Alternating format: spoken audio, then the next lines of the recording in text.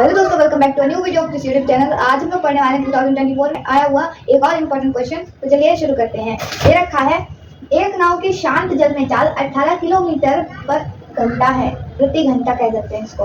वह 24 किलोमीटर धारा के विरुद्ध जाने में और 24 किलोमीटर धारा की दिशा में आने में इन दोनों को प्लस करने पर कितना है, 1 घंटा अधिक समय लेती है। तो धारा की चाल ज्ञात करनी है।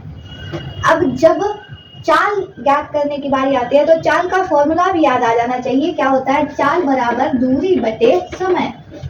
यहाँ पर तो हमें चाल भी दे रखी है और दूरी भी दे रखी है, समय भी दे रखा है, लेकिन हमें चाल किसकी दे रखी है, नाव की दे रखी है, और निकालनी किसकी है, धारा की चाल निकालनी है। कैसे निकालेंगे, जो समय आपको दे रखा है उसकी इक्वेशन एक बनेगी, समीकरण बनेगी, जिसको लेकर हम लोग चलेंगे और एक्स का मान मतलब कि धारा का मान हम लोग जो मानेंगे उसका मान हम लोग निकाल सकते हैं उस समीकरण से। देखिए कैसे लिखेंगे। दिया है नाव की चाल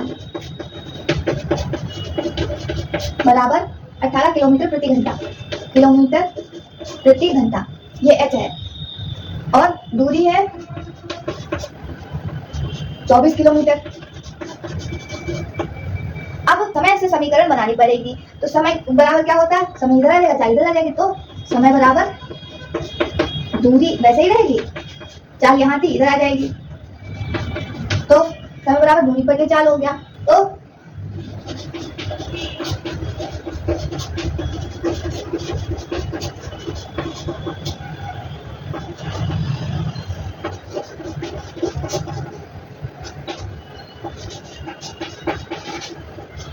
धारा की दिशा में चाल x प्लस 18 हो जाएगी, क्योंकि जो धारा की दिशा है वही नाव की दिशा है, तो एक ही दिशा में जाएंगे तो स्पीड तेज हो जाएगी, इसलिए चाल x प्लस 18 हो गई है।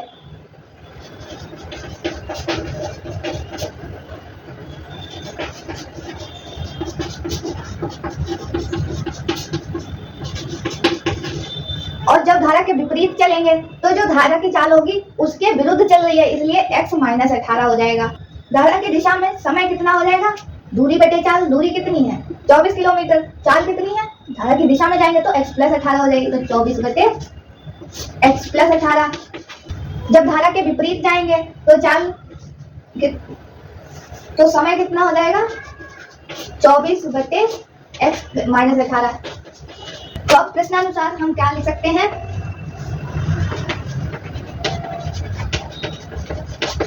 ये वाला समय और ये वाला समय, धारा की दिशा में और उसके विपरीत जाने में जो कुल समय है वो 1 घंटा ज्यादा है।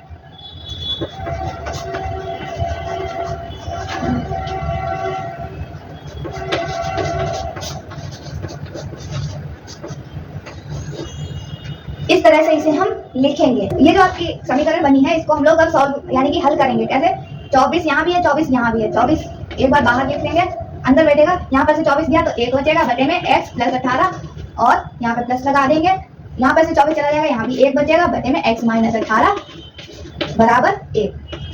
अब इस 24 को यहाँ लेकर आ जाते हैं और यहाँ पर हम लोग एलसीएम लेंगे। एलसीएम का मतलब क्या होता है, हर में बराबर करना। तो हर जब बराबर करे जाते हैं तो इसकी और इसकी गुणा हो जाती है। कैसे होती है, देखो 1 बटे 18 है, x प्लस 18, क्योंकि इसका एलसीएम जो होगा वो इससे गुणा करने पर बराबर हो जाएगा। इनकी इससे गुणा कर देंगे तो यहाँ पे जो आएगा, उसी तरह से इसकी गुणा कर देंगे तो यहाँ पे जो आएगा, दोनों ही बराबर हो जाएंगे, इसलिए ये हर बराबर हो जाएंगे। तब हम लोग इन्हें प्लस माइनस कर सकेंगे। इसके लिए हम लोग यही काम करेंगे, इसकी गुणा x माइनस 18 से कराएंगे। जब यहाँ पे x माइनस 18 से होगी तो ऊपर भी x माइनस 18 से होगी, और ये वाला प्लस आ जाएगा। 1 बटे में x माइनस 18 था, यहाँ पर भी गुणा कराएंगे, यहाँ पर x माइनस 18 है तो इसकी इस वाले से गुणा कराएंगे तो x प्लस 18, ऊपर भी x प्लस 18 से गुणा हो जाएगी, बराबर 1। अब ये जो 24 है यहाँ पर गुणा में है, आप अगर सही से देखेंगे गुणा में होता है, इस तरह से जब लिखा होता है, जब इसे इधर लाएंगे तो ये बटे में चला जाएगा। अब देखो इसकी और इसकी गुणा होगी, इसकी और इसकी गुणा होगी, तो हम इसे एक बार लिख सकते हैं, इसलिए हम लोग इसे एक बार पहले ही लिखे ले रहे हैं, x प्लस 18 और x माइनस 18। ठीक, अब इसको x माइनस 18 ये रहा, प्लस लगाया, x प्लस 18 था, x प्लस 18 हो गया, बराबर 1 बटे में 24। तो ये वाला 18 माइनस का, ये वाला प्लस का कट जाएंगे एक दूसरे से। यहाँ ये प्लस का x, ये प्लस का x, तो क्या हो गया 2x, बटे में कितना चलेगा, इस एक बार a प्लस भी लिखा है, एक बार a माइनस भी लिखा है। ठीक है, तो ये फॉर्मूला होता है a square minus b square का, उसी से हम लोग इसे कर सकते हैं, x का होल स्क्वायर माइनस 18 का होल स्क्वायर बराबर 1/24। अब यहाँ से इसको एक लाइन में लाएंगे, एक लाइन में लाने के लिए 24 को इधर भेज दिया और इसको इधर भेज दिया, तो 24 गुना 2 से हो जाएगा 48x बराबर 1 की गुना इनसे होगी तो यही रहेगा, क्योंकि x का स्क्वायर होता है, 18 का स्क्वायर 324 होता है, तो इसे ऐसे रखा। अब 48x इधर प्लस का है, इधर आएगा तो माइनस का हो जाएगा, ठीक है। तो इसको इधर ही रखा, x square minus 48x minus 324।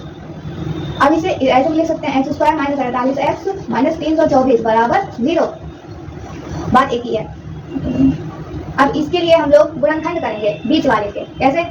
इसको बीच वाले को इस तरह से लिखना है कि प्लस या माइनस करने पर 48 आए और गुणा करने पर 324 आए। इसके लिए हम लोग 54 में से 6 घटाएंगे और x चल रहा था तो x चलने दिया, माइनस 324, क्योंकि 54 और 6 की गुणा 324 होती है और 54 में से 6 घटाएंगे तो 48 बचेगा। इसलिए x square minus plus minus minus का 54, एक्स संग में चला था, एक्स आ गया माइनस माइनस प्लस का 6, एक्स आ गया माइनस 324 बराबर 0। जब यहाँ से हम लोग x कॉमन लेंगे तो x माइनस 54 अंदर बैठेगा, प्लस लगाया। जब यहाँ से हम लोग 6 कॉमन लेंगे तो x माइनस 54 अंदर बैठेगा बराबर 0। तो x माइनस 54 दो बार है, तो इसे एक बार लिख लिया। बचा कौन सा था? x और प्लस का 6, तो x प्लस का 6 बराबर 0। तो एक बार हम लोग x माइनस 54 बराबर 0 रखेंगे तो x बराबर 54 आ जाएगा, और एक बार x प्लस 6 बराबर 0 रखेंगे तो x बराबर माइनस 6 आएगा, जो कि अमान्य होगा, इसलिए हम लोग x बराबर 54 लेंगे। अतः धारा की चाल हमारी 54 किलोमीटर प्रति घंटा है। तो उम्मीद करते हैं पूरा क्वेश्चन आपको समझ में आ गया होगा। अगर वीडियो समझ में आई हो तो लाइक कीजिएगा, चैनल को सब्सक्राइब कीजिएगा। फिर मिलते हैं एक और नए वीडियो के साथ, तब तक के लिए धन्यवाद।